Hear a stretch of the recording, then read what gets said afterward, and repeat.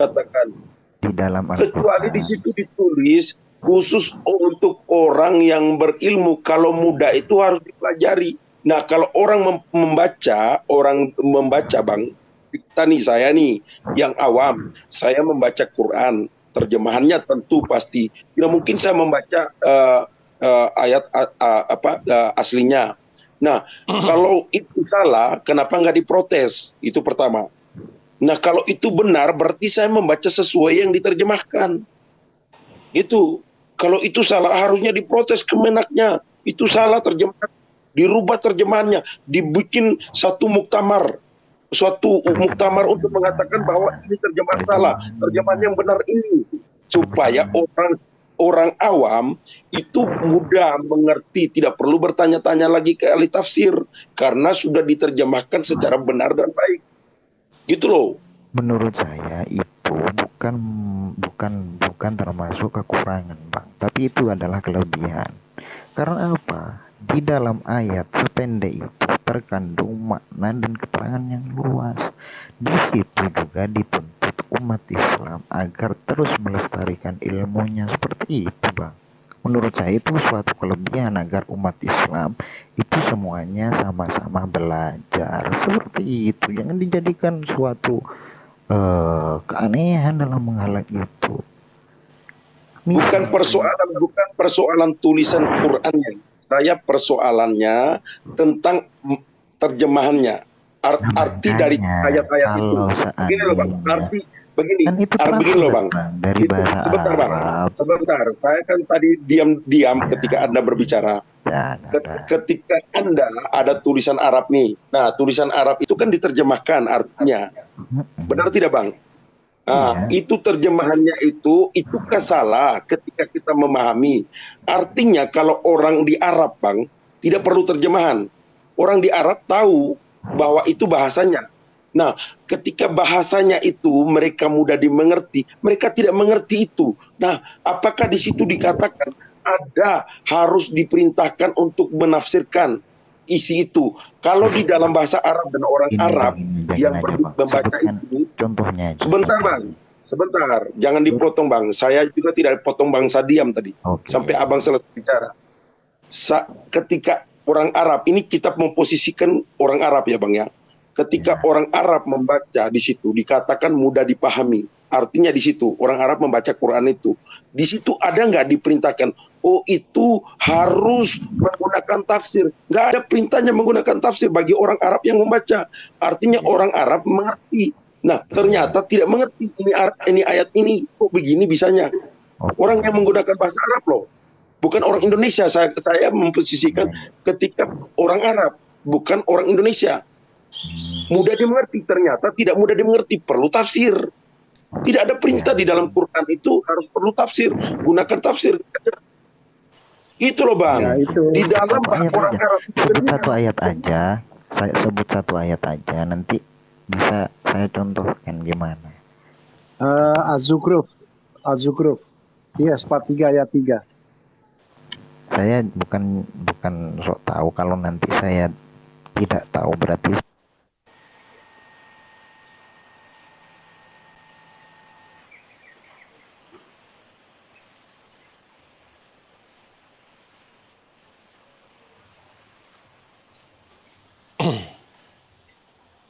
sedangkan orang di Arab saja harus menggunakan tafsir. Artinya orang yang memposisikan sudah tahu bahasa Arab, dia orang Arab, harus perlu tafsir lagi. Katanya mudah dipahami orang Arab, gitu loh. QS Al-Zukhruf, ya, ayat 2, 3, itu berbunyi begini. Demi kitab dalam kurung Quran yang jelas. Ayat 3, sesungguhnya kami menjadikannya sebagai Al-Quran yang berbahasa Arab agar kamu mengerti. Agar kamu mengerti, ternyata orang Arab perlu tafsir juga. Itu kan aneh. Orang Arab sendiri perlu tafsir. Dia punya bahasa Arab. Tapi orang Arab sendiri perlu tafsir juga. Tafsir Al-Jalalain bahasa Arab. Tafsir Al-Tabari bahasa Arab. Tafsir Ibnu Katsir bahasa Arab. Orang Arab sendiri perlu tafsir, gimana sih? Apalagi orang kita. Apalagi orang kita.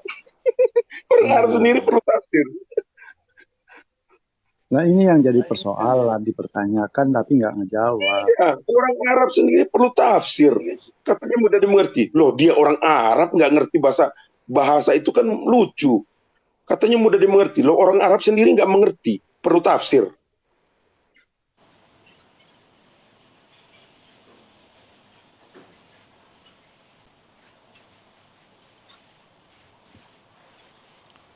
Gimana Bang Kubu kubah hijau?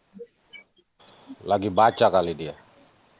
Lagi baca atau terima telepon. Biasanya kalau di jeda gitu terima telepon atau baca. Jadi Selamat kita tahun baru, memposisikan teman-teman. jangan sebagai orang Indonesia. Kalau orang Indonesia itu banyak ngeyel. Halo. Gini loh Bang. Saya jelaskin lagi Bang ya. Ketika orang Arab Bentar, dikatakan iya saya dengar tadi, saya buka Google tadi terjeda, saya udah dengar. Tadi terjeda, saya buka Google, apa maksudnya? Saya tuh tadi bilang halo-halo sudah. Ya gini ya, bentar. Jangan terburu-buru kita ke Arab, terlalu sulit kita nanti. Saya menjelaskan terlalu sulit juga. Kita akui, gini, kita orang Indonesia. Sepakat kan? Semuanya di sini orang Indonesia. Ini semuanya sepakat nggak? Anda semuanya. ya, orang Indonesia, orang Arab aja nggak ngerti Quran, katanya mudah dipahami. Orang Arab aja nggak ngerti, orang Arab aja perlu tafsir. Bentar kakak, saya tanyanya nggak ke situ dulu. Anda kan orang Indonesia, sepakat, Bang Arjuna? Ya, terus orang apa kita Bang? Kita orang dari mana? Kita orang Indonesia. Ya udah, kalau iya jawab iya dulu itu namanya aja. pertanyaan retoris. Itu punya pertanyaan retoris, tidak perlu dijawab. Pak Kuba, itu sesuatu yang nggak usah ada jawabannya karena memang kita semua di sini orang Indonesia. Kalau menanyakan kita, Udah. Kalau saya orang Papua, Bang. Gantian. Oke, saya mau jelasin ya. Kita dalam Indonesia itu sudah jelas, kita sudah jelas-jelas orang Indonesia. Kenapa masih ada pelajaran bahasa Indonesia di sana? Bahkan ada pakar. Bentar. Maksud dan tujuannya belajar bahasa Indonesia itu berbeda. Karena Sebentar. Indonesia mempunyai banyak bahasa suku. Makanya dalam bahasa persatuan itu ada kurikulum bahasa Indonesia. Itu tujuannya. Karena kan banyak juga bahasa-bahasa serapan yang diserap dari bahasa manapun. Tapi tapi ada yang dijadikan bahasa baku, ada yang tidak dijadikan bahasa baku. Kan gitu kan? Kita bukan dalam pelajaran bahasa Indonesia bukan menjadi ahli bahasa, bro. Itu harus tahu. Kurikulum bahasa Indonesia dalam pelajaran itu bukan menjadikan orang itu ahli bahasa, bukan. Iya, paham. Tapi di situ kan tertulis juga pakem. Gimana caranya berbahasa Indonesia dengan baik dan benar seperti itu kan? Enggak, dasarnya itu karena bahasa Indonesia adalah bahasa kesatuan SD itu kita pelajari kalimat aktif, kalimat pasif, subjek, objek, predikat. Kan itu kan ada di SD. Enggak perlu begitu, bro. Enggak perlu juga begitu. Itu menjadi ahli bahasa namanya. Kita nggak ke sana. Bahasa Indonesia menjadi bahasa persatuan, dijadikan kurikulum dalam setiap pendidikan adalah untuk kesatuan bangsa ini. Nah iya, tapi kan kita berbahasa itu ada ilmunya dalam bahasa Indonesia, bro. Iya, ngerti kalau soal itu. Tapi makanya, tadi kan kenapa? Pelajaran bahasa Indonesia kan ditanya seperti itu. Bahasa Arab pun itu rumputnya sangat banyak. Ada yang namanya bahasa Arab Ajami, ada yang bahasa Arab asli, ada yang bahasa Arab Badui. Baru tahu nggak? Nah di sini ilmu bahasa itu juga digunakan. Pak, kalau orang tidak belajar bahasa Indonesia pun orang mengerti ketika dia tahu membaca tulis. Dia mengerti semua apa yang dituliskan. Yang dituliskan di dalam, baik di dalam literatur apapun, baik novel, baik makalah, proposal, itu orang Indonesia mengerti walaupun dia tidak sarjana hukum. Dengar dulu bang, Dengar dulu Bang, walaupun dia tidak bisa profesor, dengar dulu Bang. itu, Bang. Dengar Bang. Ketika gue melakukan penelitian, tidak bisa kayak sabar gitu. Bang. Abang sabar, jangan dipotong-potong. Begini loh Bang. Saya Kalau orang Indonesia, belum selesai. aduh, gua lagi menjelaskan nih, abang jangan dulu potong. Orang Indonesia, Bang, dengar dulu Bang. Orang Indonesia tamat SD saja, walaupun dia tidak profesor, ada literatur apapun, baik makalah, skripsi dan segala macam, baik bahasa yang apapun yang ditulis menggunakan bahasa Indonesia, dia akan mengerti ketika dia membaca. Nah, ketika kitabmu dikatakan bahwa Al-Quran diturunkan dengan bahasa yang mudah dimengerti dalam bahasa Arab, masa orang Arab tidak mengerti, kecuali dia tidak pernah sekolah sama sekali, gitu loh. Nah, perlu ahli di sana, perlu ahli apa? Ahli tafsir, gitu loh. Sedangkan di Quranmu tidak diperintahkan bahwa untuk memahami Quran perlu tafsir, tidak ada di dalam ayat Quran. Disuruh kamu membaca Quran itu perlu tafsir, nggak ada. Saya mau jelasin model gimana lagi ya. Gini Bang, gini ya. Al-Quran itu tidak semuanya itu berisi hukum-hukum. Ada yang namanya kisah. Ketika ini terjadi, itu dijelaskan tentang ini. Ketika ini terjadi, turun ayat ini. Kalau tanpa tafsir, gimana kita jelasin? Gimana terjadinya itu? Apa maksud ayat ini? Apa yang mau dikatakan kalau seperti itu? Berarti Bang sudah terbantahkan, katanya mudah dimengerti. Artinya sudah terbantahkan. Loh, terbantahkan Bang. Perlu ahli tafsir, terbantahkan. Yang tadi mudah dimengerti, gimana sih mudah dipahami? Saya bilang, ya tidak, bukan mudah gini. Itu kita pula Bang. Kan katanya saya kalau ngomong gantian, nggak boleh potong. Silakan. Nah gitu. Gini, mudah dipaham. Itu bukan berarti nggak perlu belajar. Paham nggak? Tapi kalau seandainya sudah diajarkan, ya sudah mudah dipaham. Masuk nggak kalau kayak gitu? Bang, kalau orang membaca sesuatu, membaca literatur apapun, kan gua udah jelasin. Walaupun tidak diajar, kita mengerti kalau orang bisa membaca, kecuali orang tidak bisa membaca. Nah, tapi di dalam literatur, semuanya apakah bisa difaham dan langsung masuk dalam Bisa. Orang tamat SD saja bisa. Bahkan orang tamat SD bisa jadi DPR Bang. Nggak bisa. Bang Kuba. Kalau seandainya coba saya. Bukan gini Bang, bentar ya. DPRD dong, DPRD kabupaten. Abang ini menyatakan kalau itu mudah dipaham, itu tapi dalam konteks pendalaman. Untuk didalami, kalau didalami apapun harus dipelajari dari akarnya Bang. Kalau cuma baca ya udah baca itu sudah Anda paham sudah. Kalau seandainya bingung, ada penjelasannya kayak gitu. Bingung itu karena orang sudah ngorok dalami. Kalau seandainya ada didalami, cuma dibaca ya udah itu aja sudah cukup bagi orang itu. Siapa yang sudah ngorok? Lanjut Bang Kuba. Oke ya Bang Kuba. Masalah literatur kalau cuma baca Bang, ya semua bisa, meskipun SD pun bisa. Tapi untuk pendalaman itu butuh orang mengerti Bang, mudah dipahami. Orang pendalaman mengerti Bang, orang baca itu akan mengerti. Ya contohnya anak gini SD, aja. sebentar Bang. Yang gua bilang begini Bang, sebentar Bang. Orang yang tamat SD bukan anak SD, orang yang tamat SD sudah dewasa. Orang yang tamat SD sudah dewasa, dia membaca itu mudah, dia mengerti, dia memahami apapun literaturnya.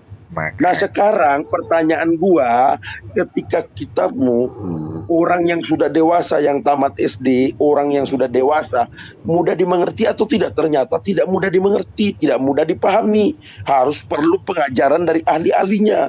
Sedangkan tidak ada perintah seperti itu di dalam Quranmu. Udah selesai ya. Menurut saya itu ya juga bukan suatu kekurangan juga buat Al-Quran. Menurut saya itu juga kelebihan juga. Contohnya gini aja, kita disuguhkan ada mie instan langsung bisa dimakan. Ya enggak harus ada proses di situ, enggak langsung instan gitu. Tapi ada yang instan langsung bisa dimakan. Ada contohnya, saya ambil satu surat saja. Katakanlah Tuhan itu satu, udah Tuhan satu, ya udah satu. Siapa yang nggak paham kalau dikatakan Tuhan itu satu? Ayo. Bukan persoalan itu bang, persoalan bahasa itu yang digunakan orang Arab. Begini bang, gua tanya abang, orang Arab itu ngerti nggak bahasa Arab? Ngerti nggak bahasa Quran yang bahasanya bahasa Arab? Itu sebentar bang, di dalam Al-Kufr, berapa tadi bang Curut? Al-Kufron ya atau apa tuh? Nah itu dikatakan orang Arab, bahasa Arab. Nah orang Arab sendiri perlu tafsir, padahal dia bisa baca, dia mengerti ini apa sih? Sudah. Ini kan ada keganjilan gitu loh. Nah, ternyata perlu tafsir lagi, perlu ahlinya. Ya, jangan diulang-ulang. Itu. Nah, kalau di dalam Quranmu ada mengatakan dalil perlu tafsir nggak masalah bang. Tidak ada dalil yang diperintahkan untuk perlu tafsir bang. Kecuali di dalam Quranmu ada perintah harus mengatakan perlu tafsir. Kubah, sebenarnya pengertian dari mudah dimengerti itu menurut kamu apa sih? Gimana bro? Menurut Bro Kubah itu kata bahasa Indonesia mudah dimengerti itu apa artinya? Surat Yusuf ya ayat 1 mengatakan Alif Lam Ra. Itulah ayat-ayat kitab dalam kurung Al-Quran yang jelas dalam kurung arti dan petunjuknya. Nah, kemudian kenapa? Ya ini udah jelas bahwa dia nih ayat-ayat Quran itu udah jelas artinya maupun petunjuknya, maksudnya. Nah pertanyaannya kenapa ternyata diperlukan penafsiran untuk memahaminya, untuk mengartikannya. Itu jadi pertanyaannya. Padahal jelas-jelas surat Yusuf mengatakan ayat 1 seperti ini. Sudah bang ya, sudah. Bang Kuba sebelum menjawab saya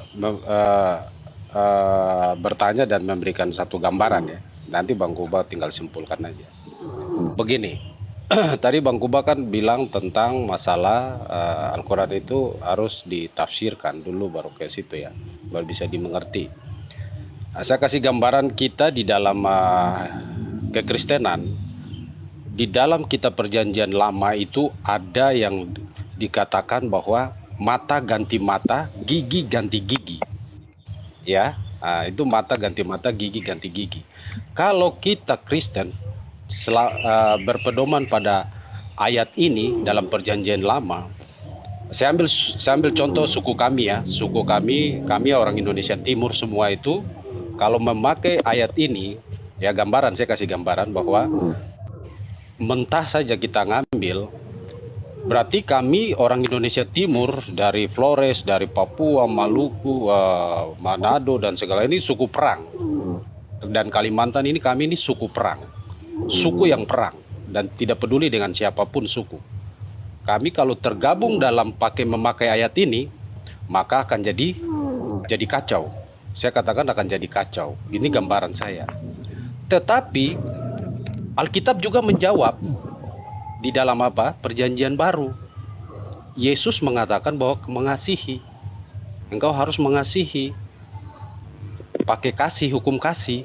Kalau kita mengacu lagi gambarannya, mengacu pada Perjanjian Lama tadi saya katakan, kita ngambil suku kami orang Indonesia Timur yang adalah suku perang semua. Kalau kita memakai ayat ini, wah kacau. Tetapi Alkitab menjawab sendiri. Alkitab kita menjawab sendiri bahwa di dalam perjanjian baru jangan kamu melakukan hal-hal yang merugikan diri sendiri dan Tuhan melarang, jangan membunuh. Jangan membalas kejahatan dengan kejahatan. Jangan membalas kejahatan dan kejahatan. Saya kasih analogi gambaran lagi. Kalau orang kami Indonesia Timur yang suku perang ini kalau memakai kembali ke dasar ayat perjanjian lama, saya nggak tahu Indonesia ini akan jadi apa. Saya kasih tahu terus terang aja ya. Tetapi mata ganti mata, ya. Mata nyawa ganti nyawa. mata ganti mata, nyawa ganti nyawa. Kalau kami orang Indonesia Timur memakai ayat ini, parah, saya kasih tahu, saya katakan ini parah. Tetapi firman Tuhan menjawab sendiri lagi dalam perjanjian baru. Tuhan Yesus mengatakan, jangan membunuh. Yang tadi dikatakan tidak boleh dibalas dengan kejahatan. Kejahatan tidak boleh dibalas dengan kejahatan. Jadi firman Tuhan di dalam Alkitab sudah menjawab kepada umatnya, kepada kita sebagai pengikut Yesus Kristus. Jangan membalas kejahatan dengan kejahatan. Jadi begitu Bang. Jadi tafsir, kita tidak butuh tafsir. Langsung kita sudah dijawab langsung dari Alkitabnya. Contoh tadi kan Bang bilang Al-Quran itu. Jadi sekarang saya kasih tahu lagi, justru itu mungkin saja banyak yang terjadi di teman-teman Muslim. Jadi rancu seperti itu. Terima kasih Bang. Ya, masalah untuk mata diganti mata, nyawa dibalas dengan nyawa, itu yang membalas bukan seorang musuhnya, itu bukan, itu penegak hukum yang harus melakukan. Dan pada waktu itu kenapa dikatakan mudah difaham? Karena mereka mendengarkan langsung dari Rasul, dan mereka masih kental dalam bahasa Arabnya, masih kental bahasa Arab aslinya itu. Justru karena banyak tafsir itu banyak mengakibatkan lahirnya teroris. Karena beda-beda tafsir gitu. Nah, itu yang saya mau kasih gambaran ke situ, Bang. Contoh kemarin kan kita sudah sepakat dari saya pun, dari Anda pun, mereka para teroris itu orang-orang yang gagal paham. Kalau Islam mereka itu kan dengan tafsir juga Bang. Para mujahidin itu melakukan pembunuhan juga karena berdasarkan tafsir juga. Tidak. Mereka menggunakan pikiran mereka sendiri, bukan apa yang sudah diluruskan dari Rasul itu, bukan.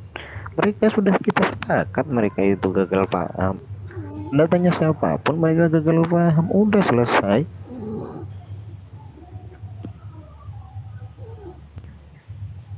Kalau seandainya jadi begitu Pak, poin pertanyaan karena di dalam Quran tidak ada perintah harus menggunakan tafsir, tidak ada perintah itu. Tiba-tiba harus menggunakan tafsir, siapa nih? Sedangkan Tuhan sendiri yang di dalam Quran tidak ada perintah seperti itu, katanya mudah dipahami. Itu Bang, saya kan sudah bilang kalau dulu nggak ada tafsir. Saya dari awal saya bilang itu tidak ada tafsir, ada Al-Quran disampaikan sama Rasul, ditulis sama para sahabat, kemudian penjelasannya pun ditulis sama sahabat, kejadiannya pun di mana, tentang apa, itu ditulis semuanya lengkap. Jadi nggak usah tafsir dulu tuh. Nah, karena hal kehidupan yang sudah berputar, banyak perang, banyak yang tumbang, itu dibukukan gitu. Kita apakah mengacu pada tafsir itu? Bukan, pada keterangan yang dulunya ada dan dibukukan gitu Bang. Jangan dipelontir-pelontir lah seakan-akan kita harus tafsir, bukan gitu.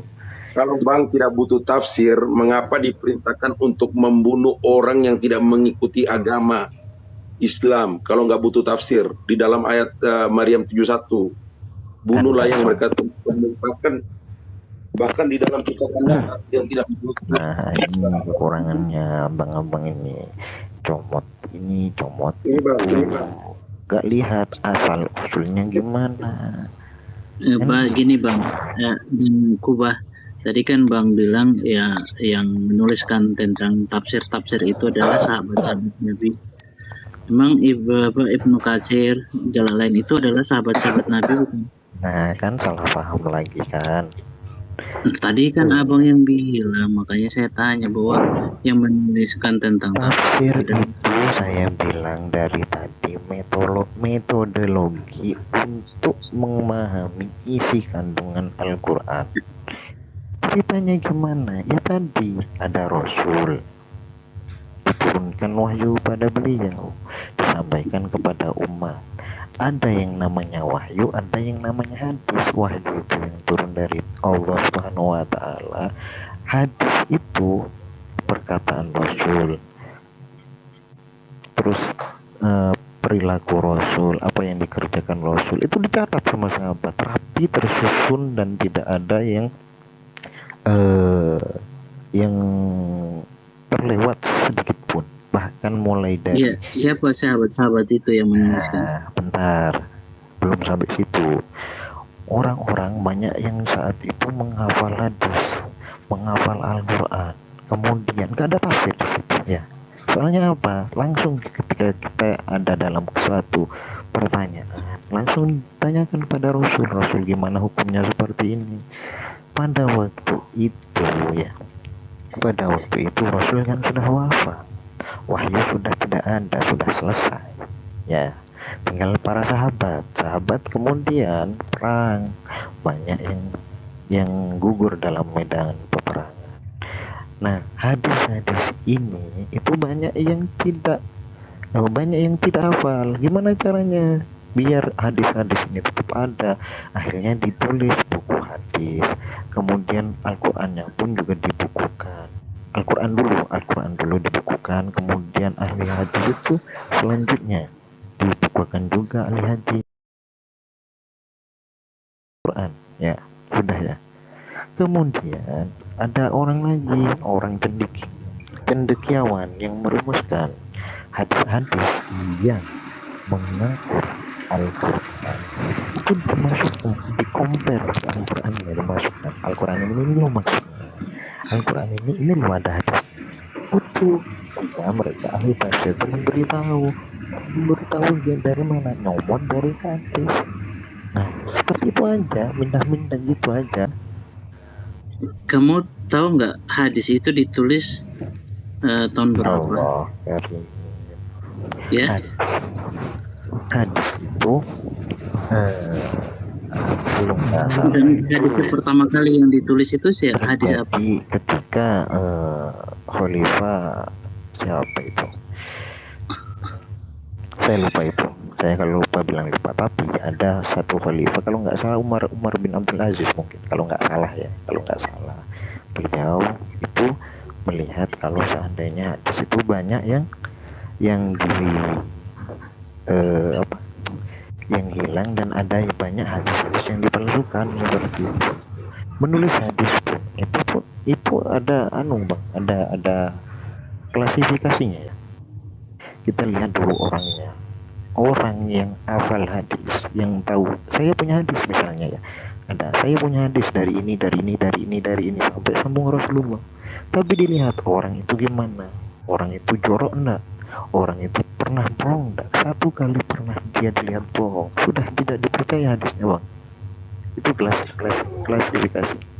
Jadi hakim di situ adalah masyarakat pada waktu itu. Kalau seandainya dia yang bawa hadis itu pernah melakukan hal yang tidak sesuai dengan etika pada waktu itu ditolak.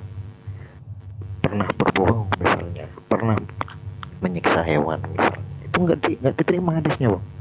Klasifikasinya seperti itu. Jadi ada orang-orang yang bisa diterima, orang-orang adil, orang-orang yang bisa menjaga harga dirinya, seperti itu. Nah, siapa ngorok itu? Minta tolong kayaknya. Karena di situ banyak hadis-hadis yang palsu, orang-orang di situ sudah tahu caranya, gimana caranya mencari hadis yang benar dengan cara yang tadi itu. Kalau bohong sekali aja, ada yang dia bohong diulang gitu, ditolak hadisnya sudah. Nah, dibukukan hadis-hadis tersebut seperti itu bang.